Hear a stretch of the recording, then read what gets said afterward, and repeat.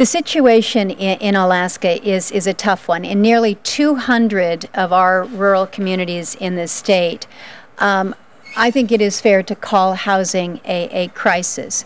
And a crisis in housing means a crisis in the safety, in the education, and the health care of our native families. In rural Alaska, we have multiple generations living in substandard, dilapidated housing. I think all of us could share similar stories. But when I use the word substandard, I've learned that the definition is different depending on where you are.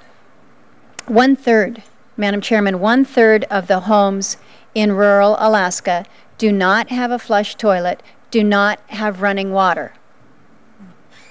So when you talk about spread of disease and you can't wash your hands, you're talking about not only a housing situation, but you're talking about a healthcare situation. For far too many families in our villages, in these remote communities, the chore for the children is not just taking out the trash, it's taking out the human waste that is in a bucket in the corner. We call it a honey bucket.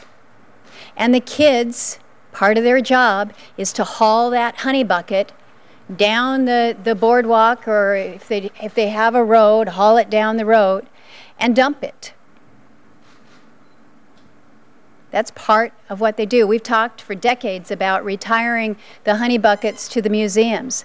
I wish that I could say that we are there, but we are not yet there. I had no idea, coming to the United States Senate 10 years ago, that one of my proudest moments would be when I got a call from an elder in Buckland, Alaska, letting me know that, Lisa, I got my flush toilet today. For 8 years, we've been working to get Buckland hooked up to water and sewer, and it's been at incredible cost.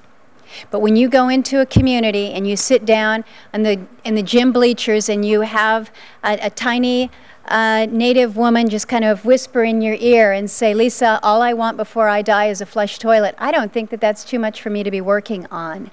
And so it has become an issue that when I think about how we provide for the safety of our families, some of it is pretty basic stuff. Another area where we have some really very horrible statistics, and Madam Chairman, you helped lead on this issue just this past month.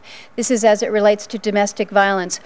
Nearly 1 out of 2 women and 1 out of 4 women in Alaska have experienced physical or sexual violence in our lifetime. We've got over 100 communities without law enforcement. Part of the problem in us keeping law enforcement is we don't have housing for our law enforcement personnel.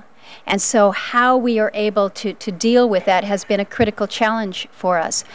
Just last week, I was out in Bethel, Alaska, probably our 4th largest community in the state, major regional hub, domestic violence issues that they deal with, but they have a very nice shelter, a really good shelter that we help them get funding for.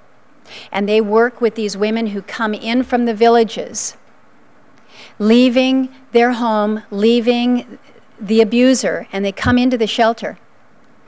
But then, when they have healed and go to leave the shelter, there is no home for them.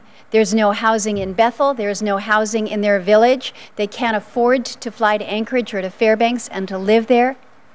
And so what they do is they go back to live with their abuser. And so we have this cycle where we are not able to help these victims because of the lack of housing. So when we think about housing, it's so much a bigger picture than just a physical structure over our heads. So, Madam Chairman and the Vice Chair, I thank you again for highlighting some of this. We need to do better. I know that we will. It's not just the structures. It's what we do with weatherization. It's what we do with rehabilitation of our homes. In some of our homes, we have families that are spending 50 and 60% of their family income just to keep warm. We know that we can do more. We know that we can do more to help these families who are paying more to keep their house heated on a monthly basis than they're paying for their mortgages. So when we talk about housing crisis in our Native communities, I think we need to remember that it is also a public safety crisis, a health care crisis, and we can do more. So thank you for your leadership and the leadership of so many who are working on these important issues. I appreciate it.